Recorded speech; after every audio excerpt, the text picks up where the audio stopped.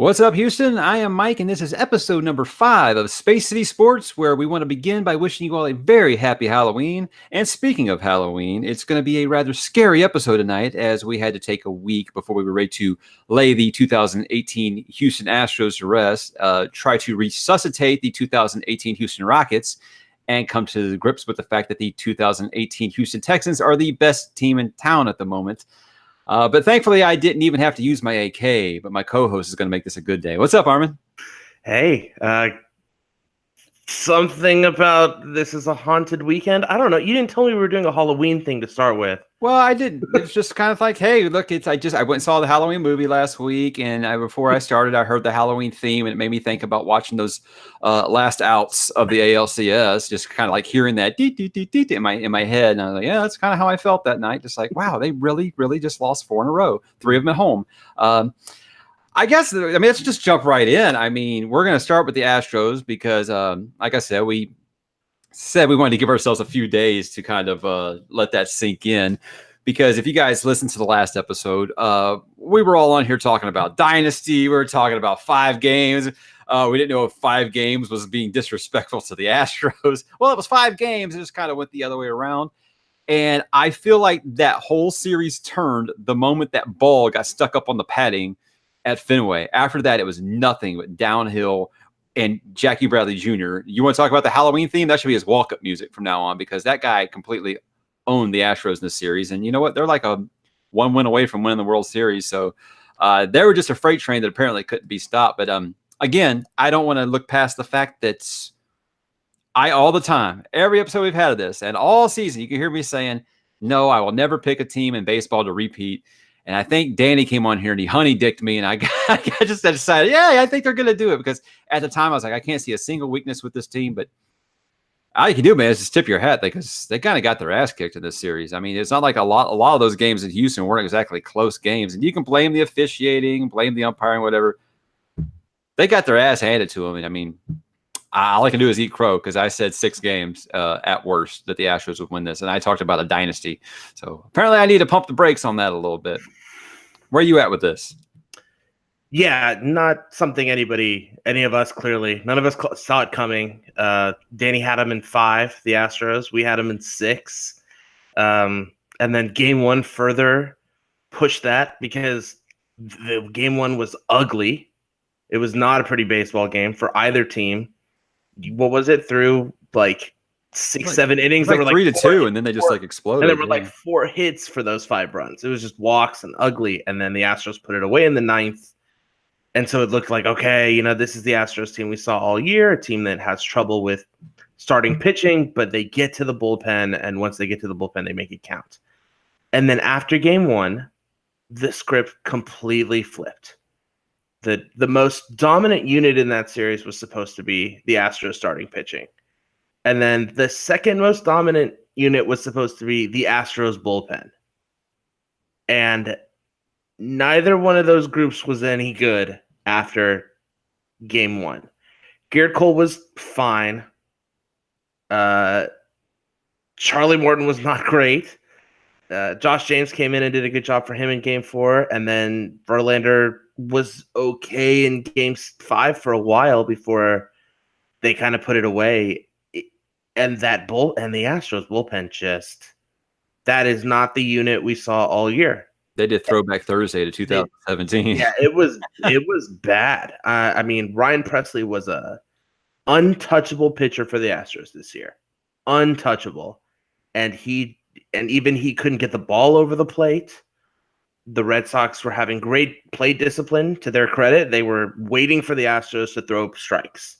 Then the Astros didn't want to. And then when they did, Maldonado couldn't catch the fucking ball. Yeah, they brought Maldonado on to be the catcher to slow down the Red Sox, and in that sense, it worked. But in terms of a ball thrower, Maldonado's fantastic. In terms of a backstop, Maldonado had a series to forget. He was not great. Definitely wouldn't be surprised if the Astros kind of just try to start over from step 1 with their catchers. But the only thing I'll give to him is that Lance McCullers was not Lance McCullers, and catching Lance McCullers is hard enough as it is. That movement on his curveball is just absolutely filthy. And by the time Game 4, Game 5 rolled around, it was clear that Lance wasn't good. The ball was hitting 3-4 feet in front of the plate. There's not a catcher on the planet that can stop those. But otherwise, the story of this series is that the Red Sox got production from the bottom of their lineup and with 2 outs against the Astros pitching that had previously just been phenomenal. Not just against Cleveland, but to close the year, the Astros pitching was great too. And that bullpen let them down. Their starters let them down. And the bats kept pressing to try to hit a 6-run home run every single time they went up. And it just wasn't going to happen. Credit to the Red Sox, though. I'm kind of putting them down a little bit, but I don't mean to do that. I still think when you look at it on paper, I'll cling to it. When you still look at it on paper, the Astros were the better team. Oh, okay, Leinert. But the Red Sox beat them fair and square. So I mean, I'll eat my crow. Red Sox 1-5 deservedly. Yeah, let's get to that. There have been lots of excuses about health. Altuve, apparently his knee was the size of a cantaloupe, and he was still out there. I mean, look, guys, I stubbed my toe, and I'm like, all right, I got to kick my foot up for now. And this guy's out there playing with like a grapefruit knee. Who else was hurt? There was lots of things. If everybody said, Lance McCullers apparently is playing with some injury that nobody knew about. So I'm not going to say, I'll never sit here and make excuses about health. I mean, you overcome that if you're a championship style team. It sucks that it happens to the MVP of the league. I mean, and honestly, he was still hitting the ball okay. He just couldn't really move. I mean, he had that home run taken away that we could talk about forever. But again, I'm not going to make excuses about the officiating. I'm not going to make excuses. It did seem like every break went against us. And you know what? Last year, it seemed like a lot of those went our way. That's just postseason baseball. Yeah, Joe West is an embarrassment to the game, but it's not like a Angel Hernandez or God. What was that guy with Levon Hernandez that gave him like the 8-foot strike zone against the Braves that one year? Yeah. Anyway, so that's just part of the game, and it does suck that it feels like this replay system that they came up with has actually made things worse now. But again, the Red Sox are just a better team. What was Jackie Bradley Jr. hitting? Like 118, but he had like 9 RBIs. Yeah, it's clutch. I mean, they got all the clutch 2-out hits, and we didn't get hardly any of them. So that's it, man. I mean, I felt like when I felt like I knew the series was over was when Osuna came in and couldn't throw a strike, hit 2 people, and then gave up a grand slam. I was like, oh, I think this is trouble, and I didn't dare say that on Twitter because you know how that is, especially after I've given everybody such a hard time about Twitter. But I did feel like that was the definite point of no return. You'd lost home field advantage. I still, even after we're down 3-1, I said I don't see them losing 4 straight, much less 3 straight at home. And when it was 4-0, I had no faith at all that they were going to be able to come back for it. And I think that's just years of being a Braves fan. And I always just said I felt like I could feel when I knew that things had changed. And all when that ball got stuck up on the wall in Fenway, it seems like after that, everything went wrong that could go wrong. And it's postseason baseball. But hey, man, I do want to say one more thing. This is going to sound absolutely just like chicken shit, but I was sitting back today, kind of relaxing, playing Red Dead Redemption 2, and I thought, you know what? It's kind of nice not to have all that stress this year of the World Series.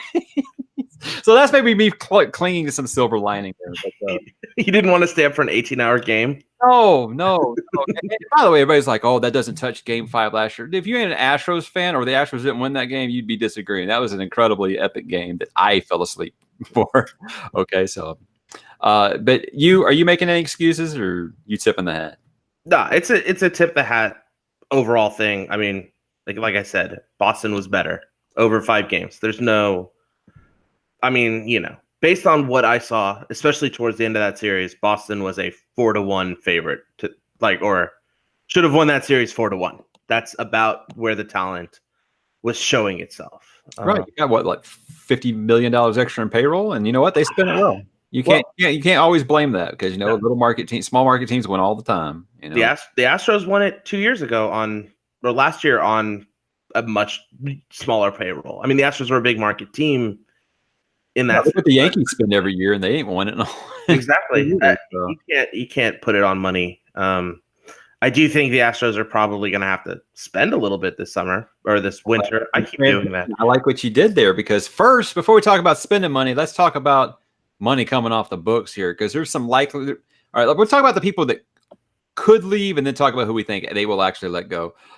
Charlie Morton, Dallas Keuchel, Marwin Gonzalez, Brian McCann, Evan Gattis, Tony Sipp, all free agents. There was one more, but I was like, Maldonado, and I don't think they'll bring Maldonado back after the playoffs this year. So let's just go each one. Who do you think they bring back, and who do you think they let go? Let's start with Uncle Charlie. I think they want him. I think they'll want him back. I think that they know how great he is when he's on. Just the way the game is going, you need hard throwing pitchers in your lineup and in your pen. That being said, I know that over the All-Star break, he's told this when he got the call to be in the All-Star game. Before that, he was going to go to he was already going to be in the DC area because they were looking at houses. So he and his family are looking at that. So I could see him going to DC to play for the Nationals. But I do think the Astros want him back. You try to keep him. I think the Astros will make an offer. It won't. I don't want to say a low ball offer, but it'll be probably below his market value for sure. And that way they can make it look like, hey, we tried. And you know what? And he's the type that seems like he's just happy, and that's all he cares about. But, a lot of people seemed happy, but they're still not going to take much less. And you're telling them he's already looking at houses somewhere else. And yeah, I could see it happening. I mean, what is he, like 38? 35, 36, something like that. So again, I think they'll make him an offer, and he might accept it. But, it sounds like I'm trying to have it both ways here. But I don't think that they're going to pay even as much as they paid for him on this 2-year deal. Dallas Keuchel, I think we've all said all season we think he's gone. There's no chance that they can afford him. You're giving him 4 years, 100. Yeah, I think that there are a lot of teams that see themselves as one pitcher away from being a playoff team or one pitcher away from being a contender. And Dallas Keuchel is that guy for a lot of teams. If you're the Colorado Rockies, you probably look at it and you say, we're a Dallas Keuchel away from being a legit contender to win the NL. Ooh, have fun with him in that ballpark, Colorado. Right? That'd be not a great play. I scored 19 runs in the first inning. The Arizona Diamondbacks are another team, could talk themselves into a deal like that. The Yankees are the Yankees. They're always going to be there for him. He's a left-handed pitcher who can pitch, who can start and go 6 innings. The number of dudes in baseball that can be that guy are slim. He's a former Cy Young winner. Some team will talk itself into giving him $20 million a year or more, and it won't be the Astros. And good for him. Good for him, man. He earned it. Good for him. I ain't going to be mad at any of these guys for taking a payday. They've got their championship, so you can say what – I get my championship. I'm sorry, I'm playing for the paycheck after that. You can worry about your late 30s where you start ring chasing. So I ain't got no problem with any of these guys taking the money and running. No problem, especially the next guy here, who I credit for the 2017 championship, and that's Marwin Gonzalez. This dude's getting paid, especially after the postseason he had. For a while there, he was the only Astro that was hitting. He raked against Cleveland. He was pretty much almost automatic for a while until things turned around in the Boston series. So Marwin Gonzalez is getting paid. As far as where, I don't know. And I think, he put out that message on Instagram, which pretty much let him know that he's not coming back. So he's going to get paid to play every day somewhere, and he deserves it, man. I got nothing but respect for that dude. I agree. Someone's going to give him $15 million a year or more. I just hope it's National League. And that'd be great if he could go over there. Not only to play every day, but even if it's the same role that the Astros are using him in. The future of, I think that every manager wants to carry as many bullpen arms as possible. That's clearly important in today's game. So if you are a contender and you're trying to win a championship, a single guy that can play literally every outfield position except maybe center field would probably be the only place I wouldn't put him. Outfield and infield, clearly, but he's going to be a hot commodity. Somebody's going to offer him a lot of money. And he made himself a lot of money too by hitting really well in the playoffs. He was the hottest bat for most of this playoff series, the last two. So he'll get paid. He'll get paid a lot. He'll get paid to play every day, and he'll get paid what he deserves. I'm gonna miss you most of all, Scarecrow. Let's talk about Brian McCann. It felt like this guy was kind of gone pretty much all year because he was injured, and I don't want to say he's reached retirement age, but I think he's reached catching for less than half the season now, and I'm not sure his bat's good enough for anybody to want to waste their DH spot on him. So I think he's reached like the Jake Taylor part of his career where, some teams are going to pick him up on 1-year deals, kind of like what the Astros did, bring him in to kind of, corral the younger guys, be dugout dad, as I used to call him. I definitely think that his time here is gone. So him and Maldonado. So when we get to our hot stove segment, we got the catcher position definitely to talk about here. You saying farewell to Brian McCann? Yeah, I think unless they can get him to come back on a cheap deal where he knows he's going to be the second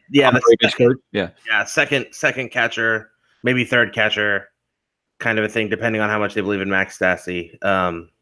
He's not. He'll be gone probably, and he'll take a short deal somewhere else. That's a shame. I remember him coming up as a baby-faced kid with the Braves, so that was actually kind of tough for me. But he followed me to my other teams, so except the Yankees. Fuck the Yankees. Evan Gattis, everybody's favorite, who just kind of. I think all year everybody was like, I love Brian Gattis, and he was the invisible man in the playoffs.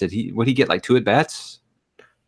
Tyler White out-hit him during the entire season, and as they stopped using Gattis as a DH, his utility as your backup or a third catcher went away.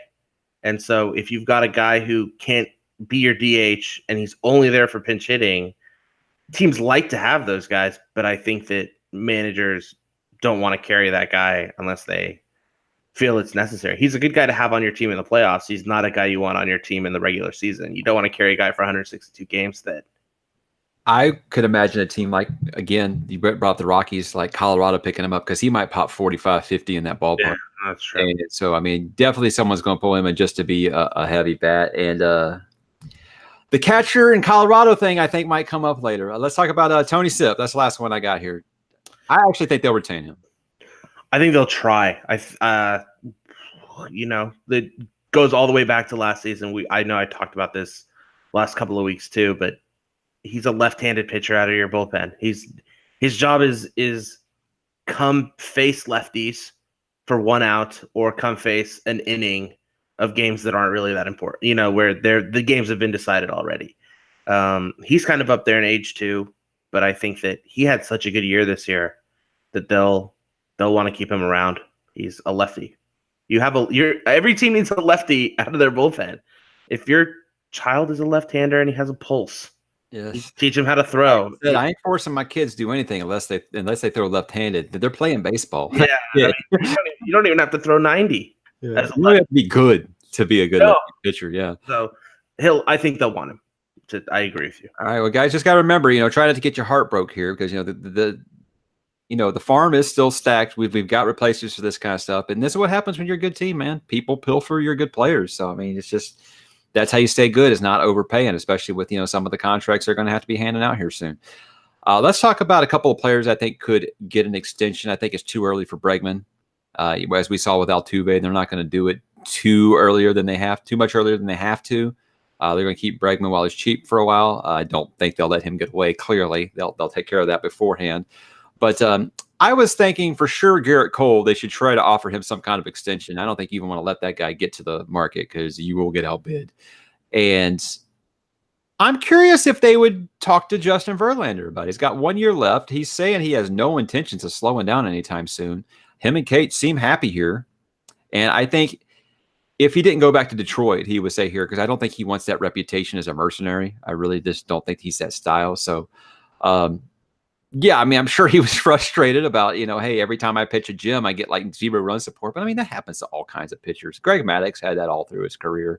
So I'm really interested to see if they would talk to Verlander about one, if he would be receptive to it.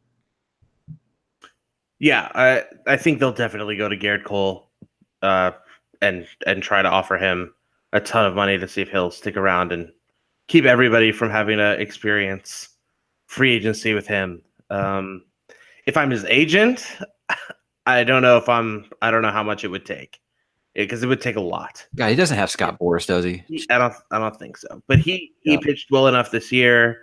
That dude is an ace on 25 MLB rosters at least. He's the guy for 25 different teams. If Verlander's gone, he could be our ace. Well, that's true. So, I mean, next winter is going to be a fun time if the Astros kick the can down the road, because you got to deal with both of those guys leaving. And how do you recover? Because as much as we talked dynasty last time, and that's still an option on the table, because sustained playoff success is basically what a dynasty is in baseball now. Good luck without those two guys. That is the perfect transition, because Jim Crane said that, if this is a championship caliber team, I don't mind spending. So this is your time, buddy. It's time for you to spend some, I think. So you start talking about the winter meeting is going to come up right after the World Series, and then the hot stove and all your wish list and stuff. So what I'm going to ask you, Armin, is your wish list, one, for your pipe dream. Probably not going to happen, but you want this person. Second, a realistic, or maybe not realistic, just a good free agent signing. You think it'll take some money, but they could get them with the right amount of money. And then a trade target that you would like them to go for. I got mine, so if you want to think about that, let me go first. I can. Second, yeah, go for it. Pipe dream obviously is Bryce Harper. I mean, everybody talks about like, oh, I don't like he was a douchebag, whatever. Dude, you know what? If the Astros didn't win the World Series, we'd all be saying Alex Bregman was a douchebag. And I think that's why Bryce Harper gets that, because he hasn't won anything in DC. They choke in the playoffs every single year. I don't see anything that he does, any antics that he does is any different than Alex Bregman, guys. It's just that thing about change of a uniform can completely change your opinion about a guy. Obviously, I think he's going to be, if not the highest paid player in baseball, close to it. Machado might get a little more. I'm not sure. But yeah, obviously that's the pipe dream, and I don't see it happening. I think you actually said Anaheim. No, you didn't say Anaheim. I forgot who you said a while back when we talked about this. But yeah, obviously Bryce Harper's the pipe dream. Realistic free agent target. I like Patrick Corbin. I think he could be that replacement for Dallas Keuchel. I don't know if he'd be as expensive as Keuchel. I guess we'll have to wait and see. I mean, if he's going to end up being as expensive as Keuchel, I really don't know if you're spinning your wheels there or not. But obviously, they got to get a replacement there, and I don't think that they're going to bring up a couple of rookie pitchers. I don't think they're going to say, we'll just replace him with Forrest Whitley and be fine. I think they want some kind of veteran there. And then the trade target, and I mean, this one's been rumored for over a year and a half. JT Realmuto out of Colorado. We talked about Gaddis going there to Colorado. So, hey, they're going to need a replacement, for catcher there. Not that he would catch every day, but Realmuto, but it's not going to be cheap. And, after what we saw from Tucker this year, you may be interested in making that move for Realmuto. So lots of things on the table. I think Realmuto is only 26 or 27. So, his knees are still good. He can catch every day. So that's my three. Now that you've had like minutes to think about it. Yeah. Well, you kind of stole a couple of mine. Harbor is the swinging for the fences guy. Yeah, not Machado, but Harbor. Corbin's there. I think Corbin is probably the more swing for the fences guy, just because of how much money he might take to get. And I think you have to see him as legitimately better than Keuchel to go for him, because it's just another left-handed pitcher. I think he probably is the better one. And I'm not sure which one sets the market, him or Keuchel. That's fair. I think Corbin probably goes first. He's younger. He's had a better year overall, I think, than we'll see. But those two guys are both going to be fighting with each other. I would like to see them kick the tires on Michael Brantley. He had such a great year hitting the baseball and giving the Astros another outfielder that can make contact. Is just, if you're going to lose Marvin Gonzalez, it'd be nice to get somebody back. A lot of that's going to depend on how much do they believe in Tony Kemp. How much do they believe in Kyle Tucker? Do they include Kyle Tucker in a trade for somebody bigger, maybe Realmuto or somebody else? But if they believe in those guys, then to a certain extent, Bryce Harper and Brantley kind of go off the table, and you say to yourself, okay, we don't need to spend money on a big outfield name, because we have guys that we believe in. And then, yeah, I mean, the Astros are gonna be looking at catcher. I think Yasmani Grandal has not had a good postseason and has probably lost himself a lot of money. Wilson Ramos has the injuries. He's torn his ACL twice. I think he had a decent year hitting the baseball, but we're also in an age where it kind of doesn't really matter how well your catchers hit, especially in the AL. They're batting ninth anyway. They're glorified pitchers hitting, essentially, at this point. Why not just keep Max Stassi around, even if he's not your starter? So I think it's going to depend on how they feel about Tucker, really. Yeah, it really, a lot of this does come down to, like, how much do they believe in Kyle Tucker? How much do they believe in Forrest Whitley?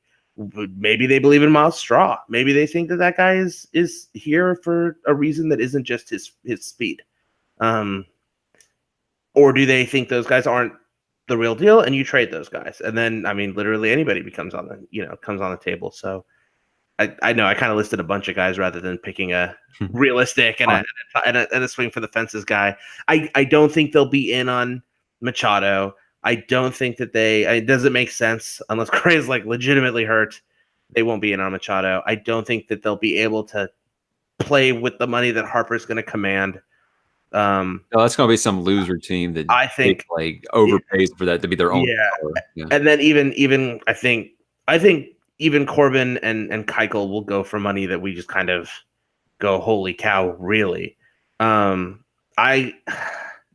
He's had a very shaky postseason. Otherwise, coming into the year, my thought was maybe they throw money at Kimbrel. But I think they probably believe in Osuna, despite the Grand Slam and the terrible thing. He had a pretty good year here. Again, just talking about on-field stuff. Right. He was good. So I'm not sure that they make a big swing unless it's through a trade. I think when you start losing this many people, there's going to be some grumblings if you don't spend some money to replace it, even though you do have to pay Bregman. You do have to make a decision on Springer. We still got a few years on Correa to hopefully he gets it figured out. But I've said since he was a rookie that someday I see Carlos Correa wearing pinstripes. So I've never expected them to retain him. And that was before I played hurt most of the season. I don't know. Well, guys, we'll see soon. Anybody think that the Dodgers are coming back in the World Series? No. Honestly. They might win tonight. They're down 2-1 as we talk this, but oh, right, the game right now 2-1. Okay, down in Game 5 2-1, down in the series 3-1. Well, I turned off last night. They were to play Red Dead, and they were winning 4-0. And then Kyle on the PSN chat says, "Oh, it's 9-4 now." What the hell? I think that says just as much about the Red Sox and their ability to not give up. The Red Sox have that team of destiny thing going on right now. $200 million payroll team, you guys. Bob Nightingale said so. They're scrappy underdogs. All right. Well, look, guys, Armin loves all Houston sports. He's knowledgeable about all Houston sports, but the Rockets are his bread and butter. He's wrote for the Dream Shake for as long as I've known him. And I mean, I think I started writing there like in 2010. So you were there before me. So Rockets, you are the guy to talk to. You are the authority on the Rockets. So I need your help with this, Armin. What in the hell is up with the Rockets? I don't think that anybody imagined a start this bad. We talked about growing pains with this team. We talked about how it was going to be rough at points this season. I don't think anybody expected it to be this rough this early. I think it's a combination of you've got a bunch of new faces, James Ennis, Michael Carter-Williams, Marquise Chris, and two of those guys have been hurt for good chunks of the year. And then you've got obviously missing Chris Paul for 2 games. Now you're missing James Harden. Those two guys have played together now 2 games, and Paul got ejected from the Lakers game. So they've played together for a full game 1 time in a game where Houston did get shellacked against the Pelicans. I think that defensively, this team is not ready to switch on defense. And Mike D'Antoni has said that they're going to probably start moving away from that. This is not a team that is ready for that ability, especially when you're getting absolutely nothing really on defense from anybody. I know that people want to blame James Harden. They want to blame Melo. Nobody's playing defense right now. It's not a one or two guy thing. Even Tucker's playing. Even Tucker hasn't been playing well. Capella doesn't look 100% right, health wise. So I think Capella looks like a guy who pulled his hamstring reaching for his wallet because he got too much. Yeah. Capella is playing like a guy who got paid and enjoyed it this summer, and which is, I mean, he has every right to do just that. So I think they'll right the ship. It's not time to panic. This team is not gonna miss the playoffs unless everybody's injured for the whole year, right? If this keeps up where they've got 8-9 bodies every single game, then that's a team that misses the playoffs because the team can't really last that way. But I think that when the health comes back, we're going to see a team that is going to scrape some wins by as they figure it out. And then as the year goes on, I think this team will get better and find a way. This is not the 1 seed in the West anymore, though. I think that this stretch alone is something that they'll look back on, and this will be the reason that the Rockets aren't the 1 seed in the playoffs whenever you look back, if they're pushing for it late. I don't think this is a JB Bickerstaff year. I can't remember if that was 2015 or 2016. I don't think it's that situation. I've heard lots of people make that reference, like, oh, everybody was expecting the Rockets to be good that year, and then they lost like 3 straight games by 20, and they never recovered. Because we haven't gotten shellacked in 3 games at home this year against the Clippers, the Jazz, and that Hornets game was one of the worst games I've seen them play in years. So I don't think that's the situation. I did think there would be some growing pains. I didn't think there'd be quite this much. I don't know if Bakalakowicz or whatever his name leaving really made that much of a change in the defense. I don't really know what's going on there. I never expected it to be this bad. You tell me they started 1-4, I think there was some tough losses in there, or James Harden and/or Chris Paul got hurt. But I don't think that this is going to be that type of year that I'm talking about with Bickerstaff, because I don't think Chris Paul would allow that to happen. He's just that type. He's not going to allow the team to just quit. And also that year, dude, the players were running the team that year. Everybody knows that. Bickerstaff was just like, is this okay, guys? I mean, he clearly was out of his element, and everybody knew that. So I'm not to that point. I wouldn't say I'm pushing the panic button. But I am still bothered why it seems like every time that – and this is an easy argument because everybody bags on James locally for this.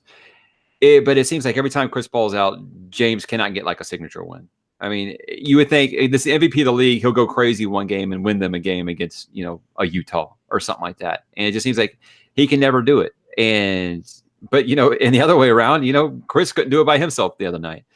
So we may not be panicked, but I think the front office might be a little panicked because the Jimmy Butler stuff really picked up this week.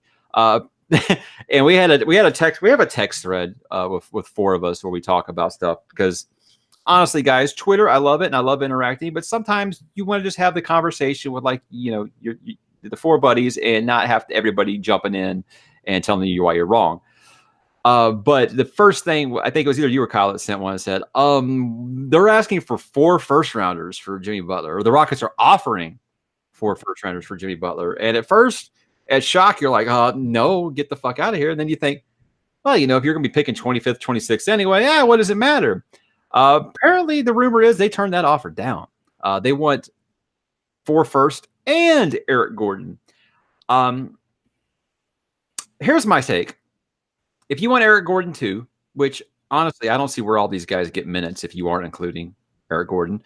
How about Eric Gordon 2 first? How about that? And then, or even I take back a little bit of money from you guys. I don't really understand why I'm giving you 4 first-round picks, which is like unprecedented. That's a max that you can give in any trade. 4 first-rounders and no more than you can't trade back-to-back years of first-rounders, and you can only trade up to 7 years away. So the max is 4 first-round picks. If you want 4 first-round picks for Jimmy Butler, and you want Eric Gordon on top of it, I don't see how that's going to work exactly. And again, I don't know if this is really true. If this is Jimmy Butler's camp kind of leaking this to try to get Miami to get their ass in gear and get this trade going.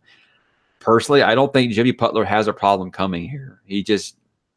Have you heard him go on somewhere and say, I want Miami and that's it? Or is that just what we hear all the talking heads say? We don't know. He could be texting with James Harden, and James Harden's like, hey, come here. And he's like, yeah, I'd like to come there. I live there. Tomball. I live in Tomball.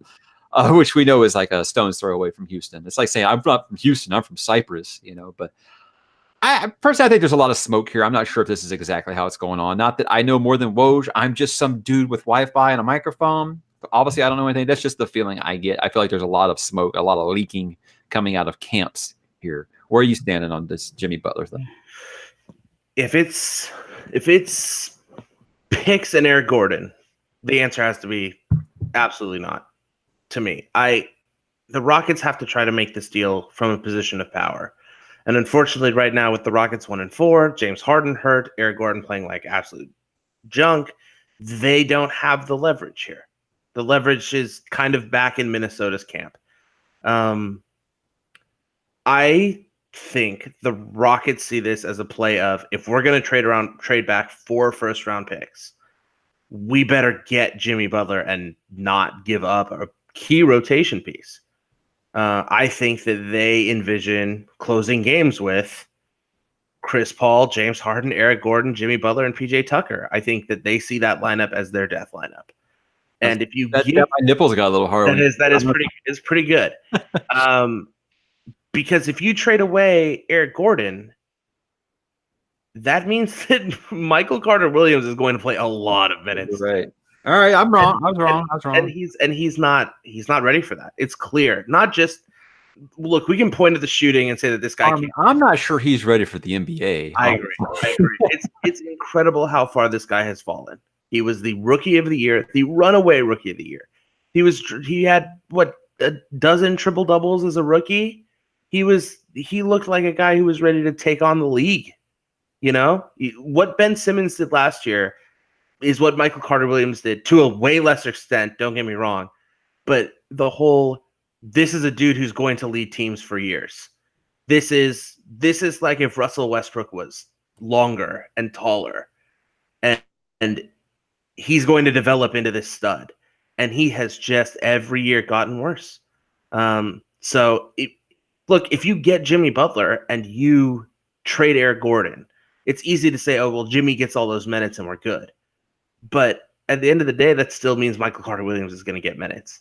Jimmy Butler is going to play a lot of the 3 for this team because of how D'Antoni's been using Melo as the 4, the 5 a little bit. It's not worth it to me if Eric Gordon has to go. It literally, to me, the line in the sand is Eric Gordon. Now, if you'd asked me this summer, would you trade Eric Gordon for Jimmy Butler? The answer would have been, oh, hell yes. And that would have been like 100%. But now looking at this team, if you're the Rockets, you got to get desperate. And you have to hope that they put a few wins together. They'll have one chance before their real October 31st is the first time that they can trade Brandon Knight and Marcus Chris with those 4 first-round picks, as the deal is rumored to be. The Rockets play on Tuesday. That's it before that. So in a perfect world, the Rockets look amazing on Tuesday, and Wednesday, Minnesota goes, well, crap, they're not going to trade Eric Gordon. Let's take this. All right, well, hey, before we move on to the next one, go ahead and call your shot. Do you think this deal gets done? Don't have to talk about what the details are, but do you think Jimmy Butler is a Rocket in November? No. No, you don't think it gets done? No. I think that the Rockets do draw that line in the sand and say it's going to be this. And Minnesota actually makes them so pissed off that they won't work with them anymore. And Minnesota actually ends up getting less than the 4 first-round picks and trades them somewhere, and probably Miami. I mean, it just seems like everybody wants that to happen for whatever reason. I don't know why. We're supposed to want Miami to get, Miami's got more titles in the last decade than my team does. Why do I want them to get anything? Fuck them. All right, so both of us say no, we don't think it happens. A couple days ago, yeah, I thought it was happening. It was happening, but you're hearing all these people saying that it's not. They are not getting this deal done without including Eric Gordon. Saying that they want Eric Gordon and 4 first-round picks. I'm like, look, dude, you're not trading Michael freaking Jordan here. All right? I like Butler a lot. I think he is a stud player, and he would help this team a lot. I think with him in this lineup, James Harden could go back to like the Vine collection and like when he was like playing zero defense. He could go back to that, and this team would be fine defensively. But I think it's just they're going to ask for too much, and I don't want to say that they're going to make Houston walk away from the table, but they're going to end up taking less somewhere else because one side is annoyed with the other. Yeah. Good old Tibbs, huh? All right. Well, we kind of touched on it a little bit, but I do have up my notes here, so I was focused a little bit on the defensive struggles, but more a quote by Chris Paul where he said, "quote It's not the same team," which got Twitter in a flurry before they actually read in context what he was talking about was their ability to switch on defense, and it feels suicidal to kind of switch your defensive plan this early in the season and then think you're just going to switch back later. Switch, no pun intended there. I don't know, man. I have no idea. The team's clearly not ready to switch. The team's clearly not equipped with the guys that they had. Well, it's because Trevor Ariza left it, That's it. It's all Trevor Ariza. This team misses Trevor Ariza on the fact that Trevor Ariza is healthy right now, and James Ennis isn't. Ennis will work his way into the team. I don't know if they'll be the full switching monster that they were in the playoffs last year. I don't know if they'll get back to that. But for now, you can't switch when you have 9 guys on your team and 3 of them are not playing defense. And I'm not including James Harden in that. So that should tell you kind of where we are. When this team is depending on Isaiah Hartenstein and to defend, it's really an unfair proposition to him. First off, he's still a young buck in this league and trying to learn how to not foul. And the Rockets are like, hey, you're our backup center now. Go do everything, protect the paint, do all the work. I don't know. It is a different team, but I think on defense, the biggest issue right now is health, more so than anything else. Right. So we got the injuries. Harden, they said he was going to be out like 2 to 4 games. Did we got an update on that? I don't think so. He missed Tuesday for sure, but he missed 7 last year for a strained hamstring. I don't remember how long those. It was probably a couple of weeks. I'd be shocked to see him for another week or so. But they haven't announced it. Well, Nene is out for weeks. DNP old. Yeah. At this point, it is. The only consolation here is that the Rockets didn't spend a ton of money on Nene.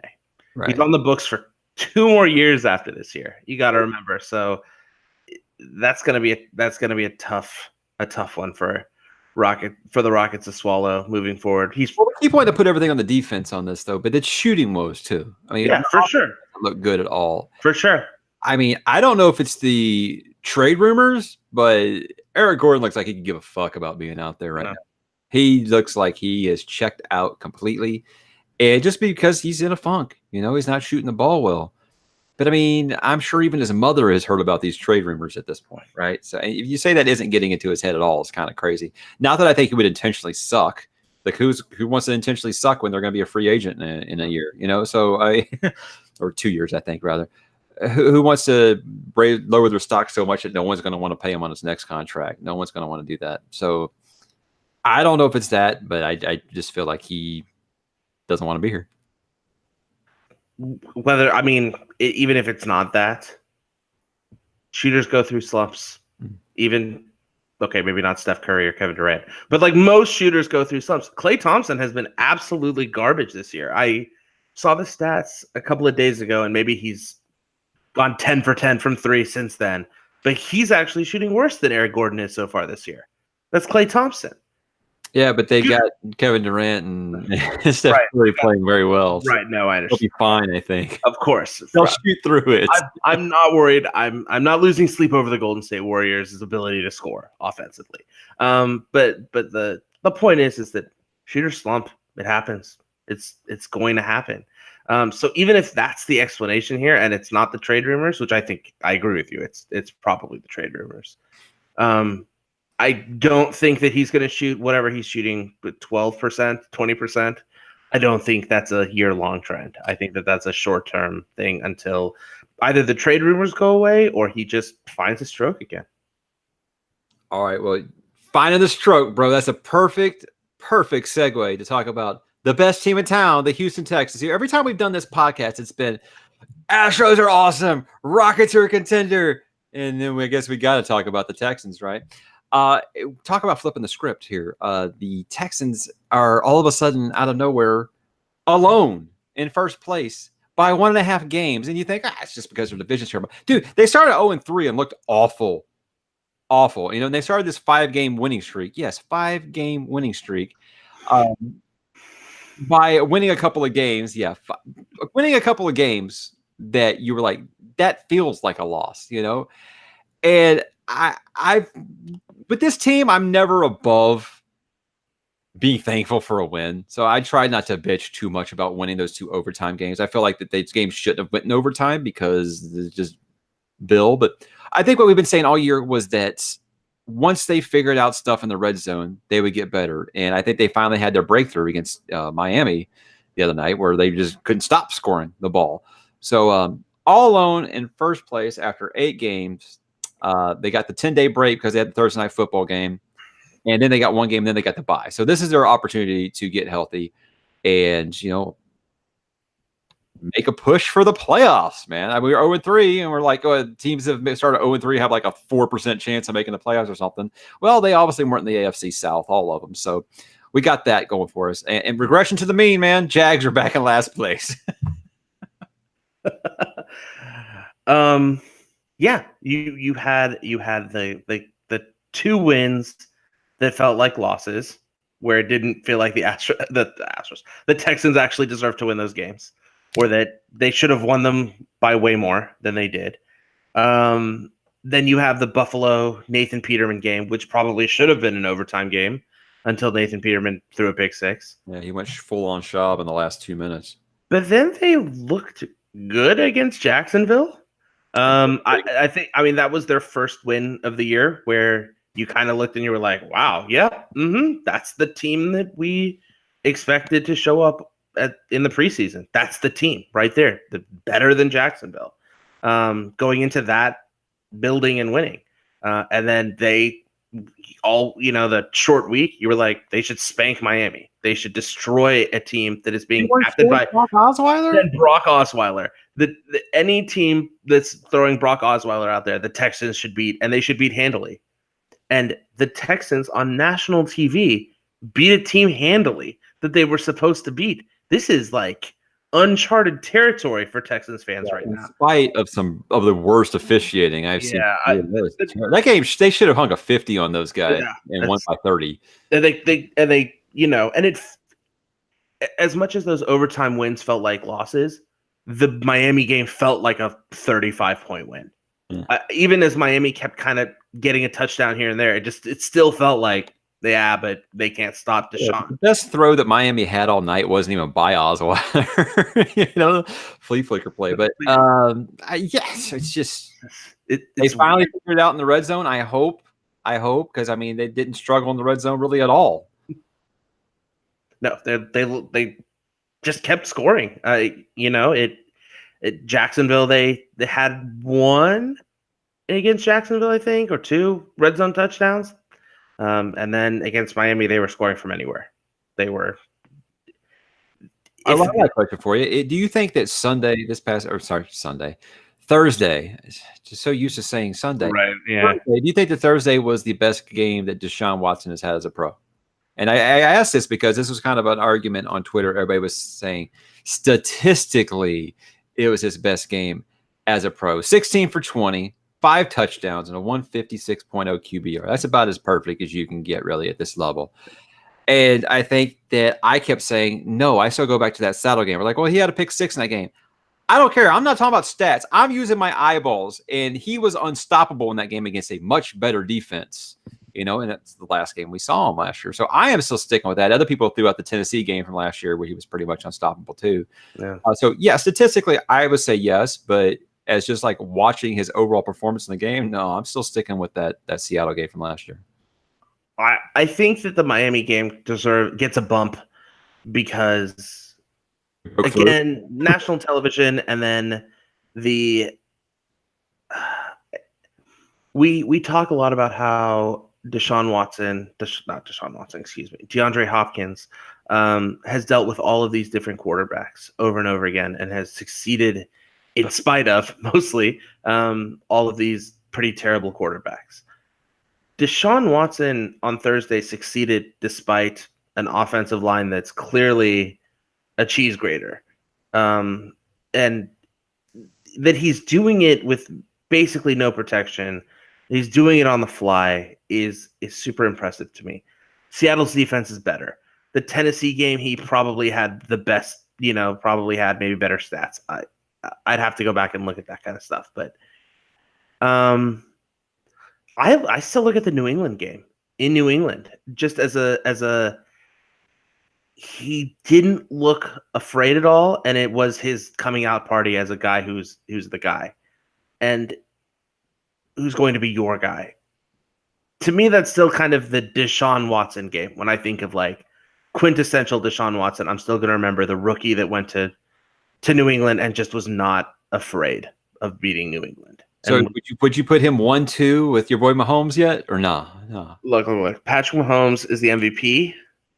Touchdowns. Look this up beforehand. 26 touchdowns. Jesus Christ. He's. Right now, if they were actually going to give out the MVP, it'd probably go to. I don't know. It might go to Goff. But I know we didn't touch on this, but I talked about it a little bit on Twitter that Watson and Mahomes are going to be compared for a long time if they continue to stick around in this league, because as I think most people kind of see Trubisky as already kind of a bust, or at least a guy who needs more time for us to. It's an incomplete grade. He's been better this year. Yeah, he had one game where he looked like a video game, but he hasn't put in the video game stats like Deshaun and Mahomes have been doing most weeks this year. I think that we'll compare Watson and Mahomes because they're definitely the two better quarterbacks in that group. Watson, despite I think the plan was for him to sit out a year too, but that he got thrown in because it's the Texans. Because Tom Savage, yes. Tom Savage was garbage. Mahomes got a whole year where he got to sit and learn under Alex Smith. No pressure, no expectations. He started one game in a meaningless football game last year. That's it. So I was interested to see if that stuff was going to matter moving forward, but it's clear that both of them are just really fucking good to where it won't matter. They're always going to be compared to each other. I don't know which one is better. And I'm the biggest Patrick Mahomes fan on the planet, and I can't definitively tell you right now that if Deshaun Watson was on the Chiefs, he wouldn't be doing the exact same thing. And I said that kind of at the end of our Astros preview last week, we just talked about sports in general for a moment, that I really feel like we finally got our new crop of quarterbacks who are going to be leading the NFL for the next decade plus. And it's Mahomes, Watson. We'll see how Wentz comes back for his injury, but I'm sure he'll be fine. And Jared Goff. That's like your young four right there, where I think that we're going to be talking about them for the next decade. So I'm excited. We're finally going to move past the Brady, Breeze, Roethlisberger era. That's exciting to me. It's not all good news, though. Wouldn't you know it, Mr. Glass gone again. And, Will Fuller, he looked like he turned into a freaking all-pro. I mean, the guy was catching everything. He had a touchdown in this game where he completely blew away everyone by like 20 yards. There was no chance for them to catch him. And this offense is finally clicking, and you're like, you got the DeAndre Hopkins making the best catch of the year. Well, a bullshit penalty, so I'm still going to say it was the catch of the year. Best. I mean, it looked like he was in a fucking dunk contest, like doing the J.R. Ryder under the leg shit. It was insane. It was insane. And we'll talk about DeAndre here in a minute. But God, we just can't have nice things, man. So it's like, okay, Cutie went out, and now we got Fuller done for the year. Cutie will probably be back. Did Cutie get banged up this much at Texas Tech, man? No, he didn't. Hope he's gonna be all right. But God, it sucks. And the play that we lost Fuller on was just like on the stupidest pass interference play, and just like nudged him and then snap. There it goes. And I just hate it, man, because him and Watson had figured something out. They were sharing a brain or something, because those guys never missed. And it's a shame, man. Mr. Glass. I think it was Astro Joker on Twitter who said that Will Fuller was made out of breadsticks. I couldn't help but laugh. It's a shame. It's a shame that he keeps getting hurt, because coming out of college, everybody said, "Oh, look at the drops." Mm-hmm. He drops the ball every time. He's so fast, but he can't catch the ball. Catching the ball hasn't been a problem for the last couple of years. I think that everybody has drops, but it seemed like the drops were not a problem anymore.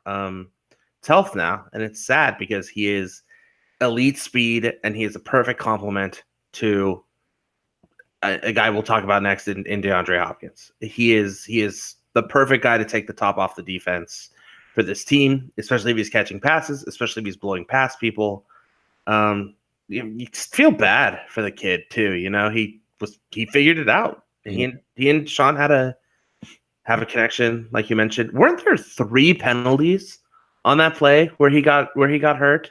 I think it was something like canceled out or something. But I think there were like 3 penalties, and all of them were on the DB that Will Fuller was that had Will Fuller. I don't want to get into the officiating that game. I'll sound like Ben DuBois' Twitter account, and it was bad. It was like some of the worst shit I've ever seen. So it's got people already talking about what can they do to replace Will Fuller for the year. If they're really talking about making a playoff run here, they might need a replacement. Of course, the first name that came up was Des Bryant. I'm not opposed to giving Des Bryant a shot. However, he's not going to give you what Will Fuller gave you. He can't take the top off the defense like that. You don't got to make 2 safeties account for him. I think that they've already got a possession receiver, and I like what QD brings anyway. But I think they got to do something. And of course, Deshaun Jackson requested a trade for Tampa Bay. That already got a base of, well, shit, are you? And they lost again today, so it's not like he's going to be any happier. So it's got everybody say, would the Texans be interested in that? So I ask you, Armin, would you be interested in Deshaun Jackson? Yes, please. That's the. You're not going to get much better than that anyway. In any scenario than Deshaun Jackson. It's going to make my life miserable remembering Deshaun. How do you, and the 2 different spellings of Deshaun? DeAndre Jack Watkins. Yeah, exactly. That's the most likely thing to happen is some terrible comedy with the names. But Des Bryant gives you what DeAndre Hopkins gives you, except way worse. He keeps everything within 20 yards, which is already what Hopkins and QT do. So why clog that area of the field even more? Why bring on the Des Bryant headache? It comes with it. Yeah, that comes with Des Bryant. But Deshaun Jackson is a guy that can give you that speed going forward. He still has that speed. Still one of the fastest guys. Still has the ability to catch the football on the run deep. Still has good hands. I don't know what it'll take to get him. Well, the Cowboys ruined that, giving a first for Mark Cooper. Yeah, they ruined the whole market.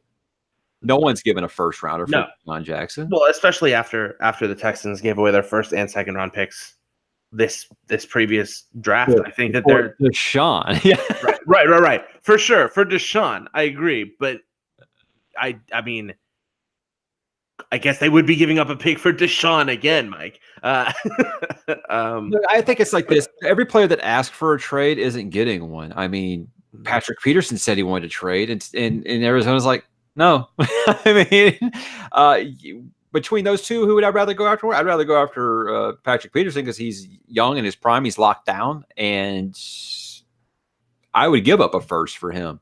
Deshaun Jackson, I'm not so sure. And I'm sure either one of these guys get traded. But I definitely I feel like the Texans front office is going to be, look, we didn't have a first or second round last year, and look at our depth problems. So I'm not sure they're going to be quick to give away those. However, for a Patrick Peterson, you're not going to be exactly hitting a bigger home run in the first round on a cornerback, where we'll likely be picking in the late teens, early 20s, depending on how the rest of the season goes because of our division and our schedule. Right. I don't think you're going to be getting to Patrick Peterson. So if it takes a first to get Patrick Peterson, then yeah, I think you do that. Deshaun Jackson, I'm not giving more than a 3. That's just me, though. Yeah. I think it's going to be more of a we like our guys situation here. And just not going to have that over-the-top threat that we had with Fuller. It's a shame, man. It's a shame. And I mean, I'm not sure that guy doesn't have to retire. As I mean, who knows if he's going to be able to have the same speed coming back from that injury. What's it going to take? Just over a year, probably? Yeah. He might not have his explosiveness. And who knows? He might just get the same fucking injury again next year. So, I mean, it's lots of players that come in the league that are electric and just can't stay healthy. And it's a shame because, like I said, I feel like they had really figured something out there. Let's talk about Nuke. When he made that crazy catch that I referenced earlier, you saw all these other NFL players, all these talking heads, everyone in the media. Holy shit. I think DeAndre Hopkins might be the best receiver in the NFL. Better than Antonio, better than Julio. And sure, us in Houston here, we've always said he's definitely better than Odell. I don't know why Odell gets put over him all the time. Dude can't shut the fuck up for 5 minutes. But I think it was really cool seeing the respect from, people play the fellow position in the NFL and stuff. And honestly, him doing it on a national stage like this, we've said that's what it's going to take. I was like, what is it going to take for him to be considered maybe the top in the discussion for the top receiver in the league?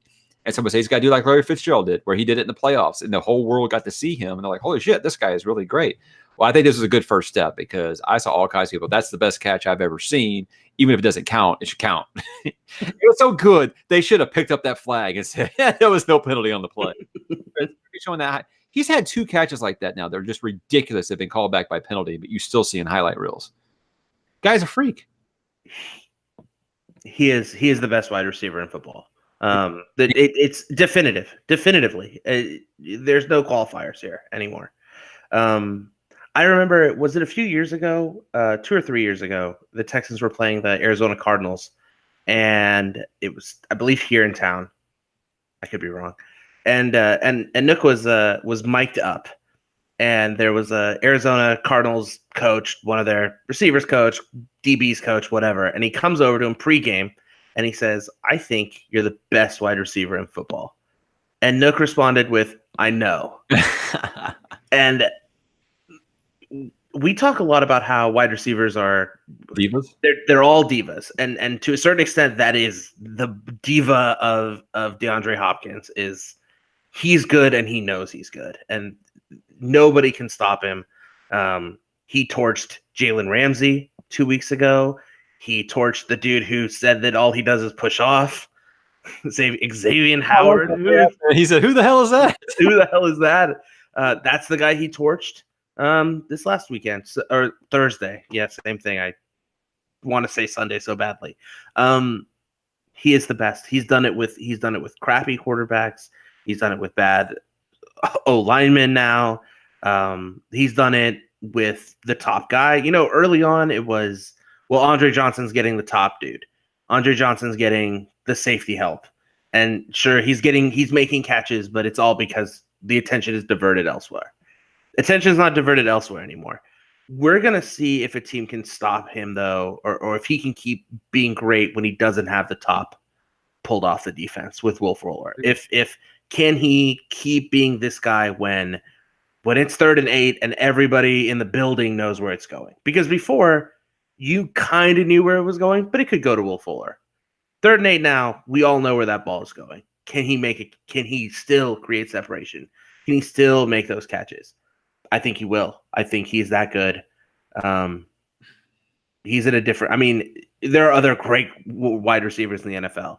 I imagine Antonio Brown in Houston. I imagine if Julio Jones was in Houston, and I still don't know if either one of them is better than what we're seeing from Nick Hopkins. I feel like Antonio's had the benefit of a great quarterback his whole career.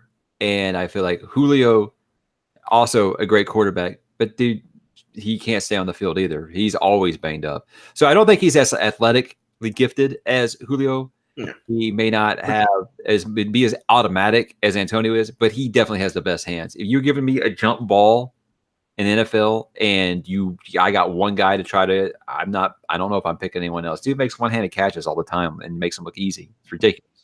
So, time will tell on that one, but I'm just glad he's finally got a quarterback now that can bring him to the heights of like Antonio, because he's going to have those kind of numbers all the time because he's got a guy who can actually throw the ball and is not afraid to throw the ball. You don't get first and goal and you're afraid to throw to him like we used to with Andre, or it's like, the dude just took you down the yard like 60 of your 80 yards. Why won't you throw it to him in the end zone? Oh, well, they put 3 guys on him, so we just don't know what to do. That's why I don't miss the So we talked all about the offense. I do want to give the defense some credit here. Before we were just saying, oh, it's just ugly, ugly football between 2 bad teams. Well, that's what happens when you have a good defense. It is some ugly football because you make the other team play ugly. So looking at the stuff before we started, the Texans have a top 10 defense. They're like number 12 against the pass, number 7 against the rush, and I think top 10 in overall yardage given up. My question to you is, can it hold up? It has to. I think it will. When you look at the upcoming schedule, it's not, nothing terribly scary. The other thing is that they've played the Jaguars, the Titans, and the Colts, all three division opponents, on the road. So they're going to get those three teams back at NRG for the last three games. So that's a big part of it too. I think this defense is a top 10, at the edge of the top 10 defense. So where they are right now is that's where I see them. I think it'll hold up, especially if they're willing to go after Patrick Peterson.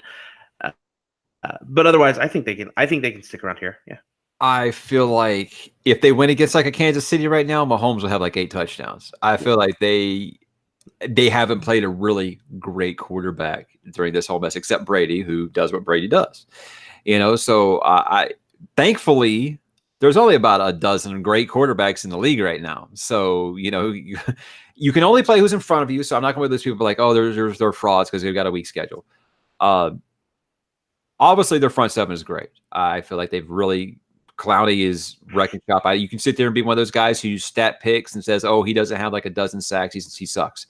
Or you can actually watch the game and see that Clowney is freaking he's one-handing taking down elite running backs right now when he's not even anywhere near the ball. That guy's a freak. That guy's ridiculous, and he's going to get paid.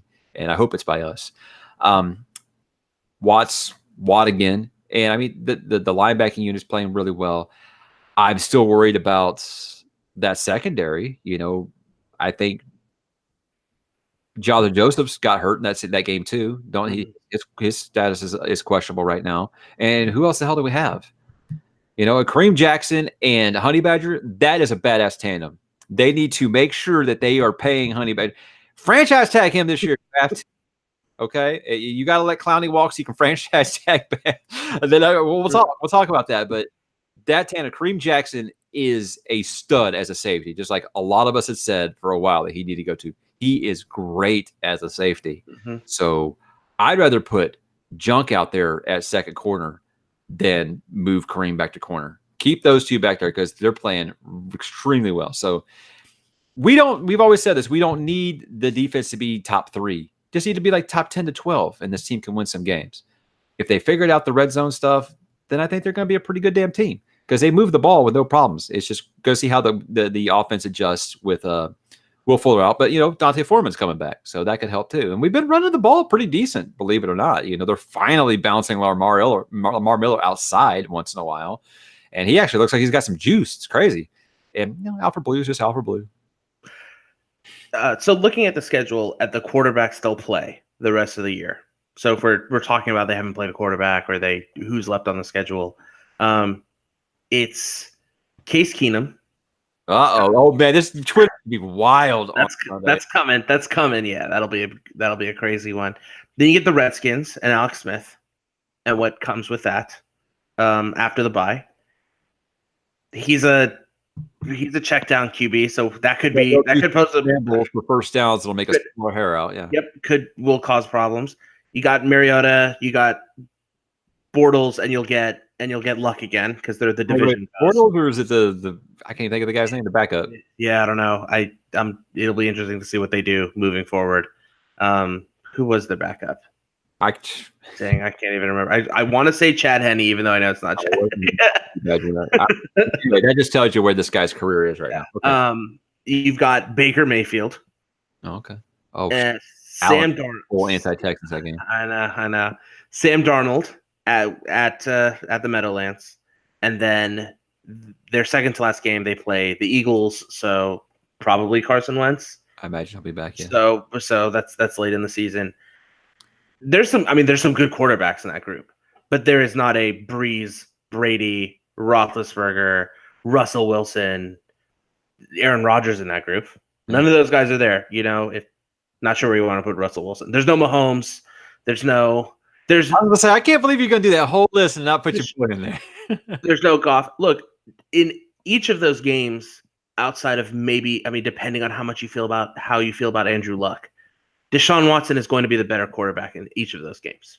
Well put. Okay. So they're not going to face a better QB moving forward than they already have.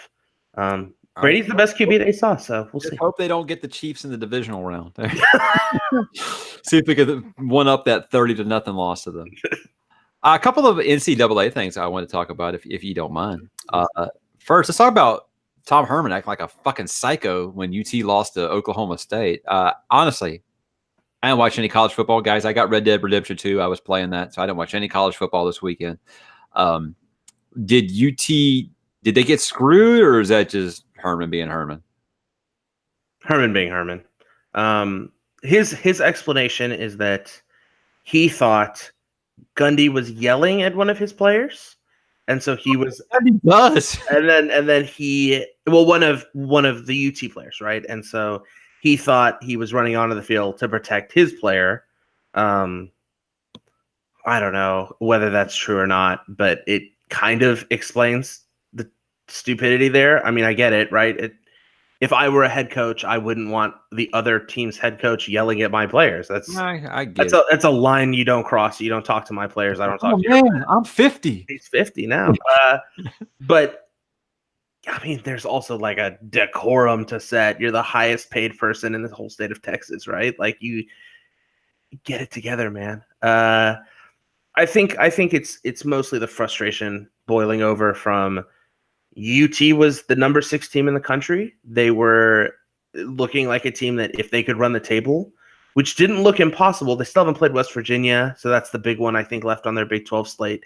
But they've already beaten OU, who's the best team in the Big 12 still. So they get a rematch, basically, OU and Texas. Yeah, they'll play each other again in the Big 12 championship for sure.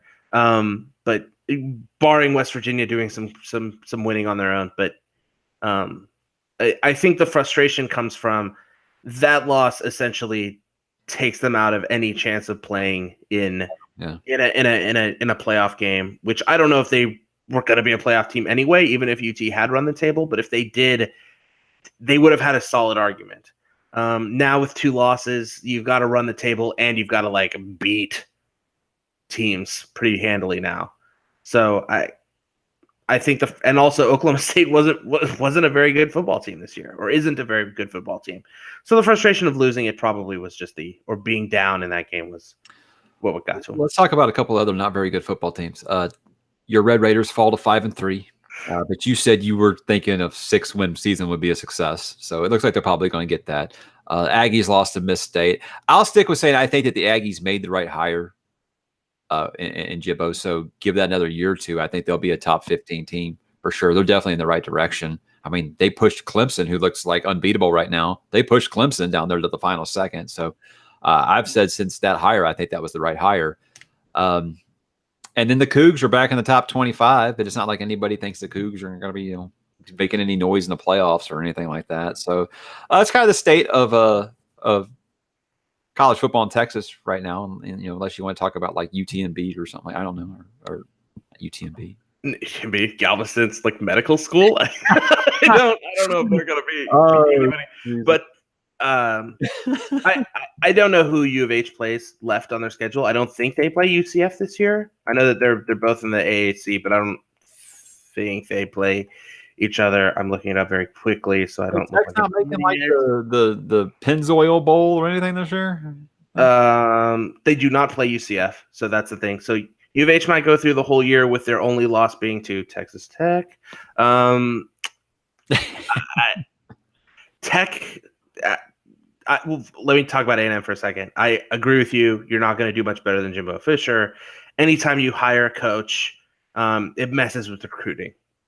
Even if you hire a guy like Jimbo that players wouldn't mind playing for, you have Jimbo spent the whole year recruiting for Florida State. So he's recruiting a totally different group of players. You come here, you basically, when you're a first-year head coach, you're playing with what you've got.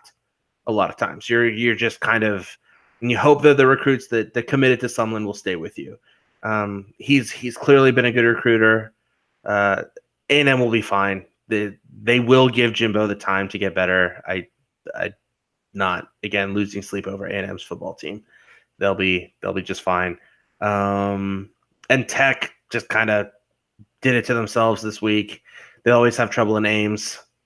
playing Iowa State, and their true freshman quarterback looked like a true freshman quarterback, probably for the first time this year, which is bound to happen on the road in a environment where Iowa State knows that they need to beat Texas Tech in order to push for a bowl game. We need to have Patrick Mahomes come in on the sideline and give the team like that boost that they need. Right? Well, I've heard that he has a younger brother, Matrick Mahomes, who might show up. I see for the bowl games. Add one last thing about Tech. I looked at the schedule coming into the year and I didn't see 6 wins. So.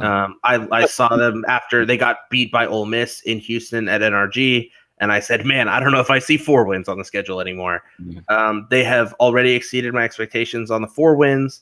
They've still got UT in Lubbock. They've still got Kansas State. They've still got Baylor.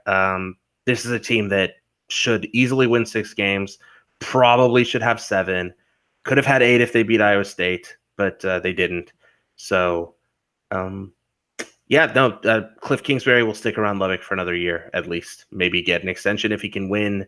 If he somehow goes 3-4 the rest of the way, he could be looking at an extension. I'm on the Mike Leach bandwagon, so yeah. Well, there is a lot of teams that do bowl projections have Tech playing Wazoo in the Alamo Bowl because that's a Big 12, Pac-10, Pac-12, whatever they are now, game. We've seen for years UT and A&M avoid each other like the plague in bowl games because they know that losing to the other team would be devastating for their program. For recruiting, they won't do it. Tech and Wazoo are not recruiting the same kinds of players in the same region. So I think there's a more realistic chance of that happening unless Tech or Mike Leach says, I do not want to play that team. Right. For whatever reason. The storyline would just be incredible, though. Yeah. It would be one of the most anticipated, bowl games between 2 7-5 teams or whatever than ever. That's a loser bowl that I would turn into. People would watch that game. So if you're ESPN, ABC, whoever has the rights to that game, you are gonna push hard for those teams to get in. Well, after my Bulldogs got completely thrashed by LSU, I gave up any hope I had in anything this year. They'll probably still get into playoffs, and they had a couple losses last year, and they were within minutes of beating Alabama. But I still don't think anybody's beating Alabama. I think they're more automatic than Golden State is in the NBA this year. So it really is just kind of like whatever. So just root for your team and have a good time. They beat the stuffing out of Florida. They were the better team this week in Jacksonville. So. It sucks for them with LSU having the head-to-head win. They need LSU to lose probably a couple more games for them to have a real full-on argument. I think they go play Kentucky this week too, and Kentucky is ranked 11th. So I'm glad I don't work at my old job because my the controller of the company there was a big LSU fan, and we bet that game every single year for lunch. And each year it got bigger and bigger and bigger. And this year I think I would have had to take him like Taste of Texas or something. Like texted me during the game, and I just ignored it because I was like, "Holy shit! It's like 31-6 or something." Yeah, it was bad. But if they beat, they're 6th right now. They're going to Kentucky to play an 11th ranked Wildcats team. They'll probably win out. So if you win out, and I mean, you're there. They're gonna win the East if they win out. So they'll probably lay an egg versus Georgia Tech or something stupid. Well, right. Or then you gotta win out and beat Bama in the SEC championship.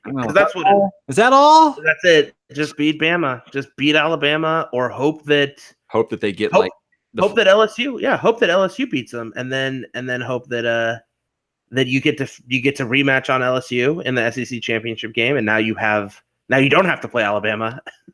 I'm not going to hold my breath on that one. So I think the Aggies got Auburn next, don't they? So hey, some good games coming up for coming up here for the holidays. I'm excited about it. Do you have anything about the Dynamo? I hate to neglect the Dynamo, but guys, I don't watch it. So are they even playing right now?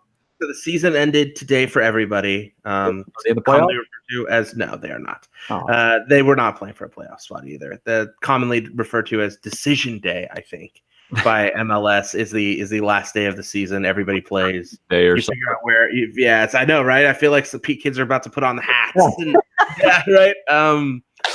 I think that's what they called it this year. I don't know if that's always, but no, the Dynamo are not a playoff team. They will console themselves with the fact that they won the Lamar Hunt U.S. Open Trophy. They will be playing meaningful international soccer matches next year.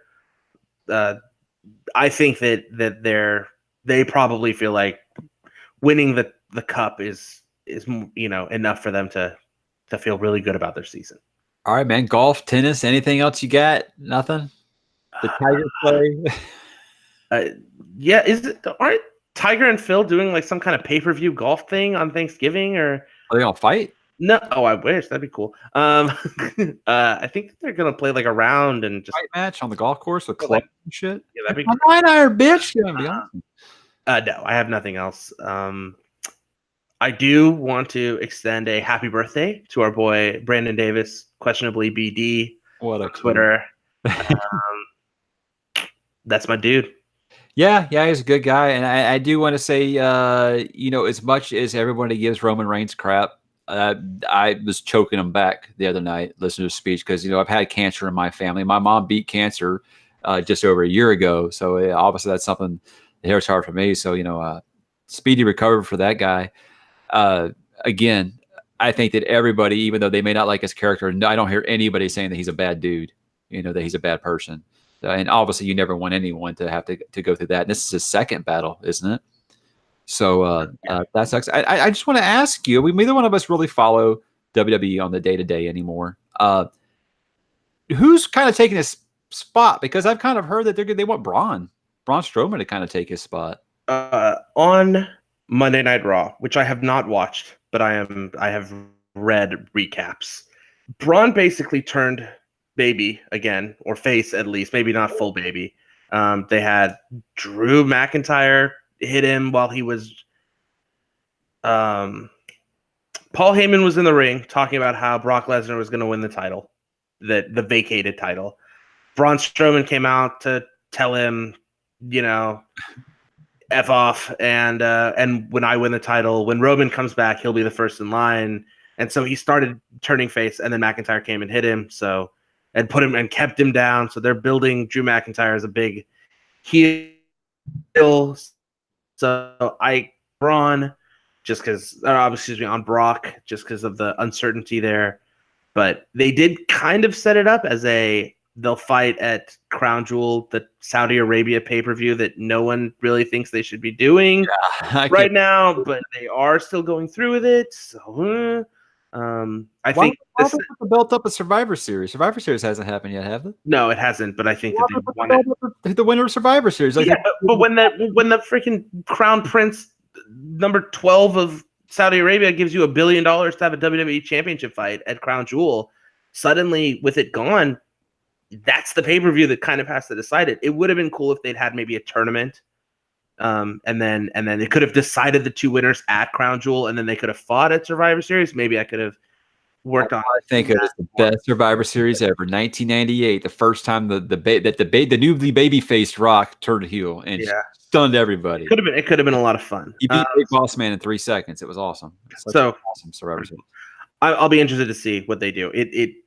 They kind of shaped it as if Brock was going to win it due to interference on McIntyre against Braun, but they could do a lot of things. And then Dean Ambrose turned heel as well on Seth Rollins. So he's better as a heel. Yeah, I agree. So there's some storylines finally kind of popping. It's just a shame that it had to happen with a storyline. I can't wait to see how Vince ruins it. I just yeah. I mean, it'll be bad, but I'm already excited about the pop that Roman Reigns will get when he comes back. I know. I was thinking about that. We like when Hunter got hurt when he was a heel and he came back and got like a huge receptions. And I think as much as the crowds have been against Roman, you'd have to be a heartless fucker not to cheer for him when he comes back. What was the Royal Rumble in New York where Cena came back after his injury and the place the place exploded, and just months earlier they were booing him mercilessly. Yeah. That's what I expect. I expect him to get a rousing ovation. Yeah. I spent the last decade hating John Cena. Now I like him because I think he's funny in movies. he'll get a real great pop, and it'll be a great story. And I can't wait. Good luck to him. You know, it's gonna be great when he beats it, comes back. All right. Well, hopefully next time we talk, Jimmy Butler's a Rocket, and they've won like 6 in a row. Yeah. And the Astros made like this amazing trade, and the Texans haven't lost yet. So we'll see. We'll see. Hopefully it's back to at least the 2/3 positive instead of the 1/3 positive. And right. Your positive is the team that we were ready to like ship to San Antonio a few weeks ago. That's kind of impressive. So thanks for listening, guys. We are going to be apparently being heard on Houston Preeminence now. That's the new thing that's getting started by Jason Braddock, formerly of Sports Talk 790. I won't go too much into the details there. If you want to reach out to him, he's at Jason Braddock, and he'll give you the details. Good guy. So we're excited to be doing anything that we can do, partner up with that guy, because I don't think there's a better NFL tape review guy out there. So check out his Twitter, follow me if you can, and look for us there soon. Armin, thanks for joining me, man. Yeah, no problem. Can't wait to do it again. We'll talk soon, guys.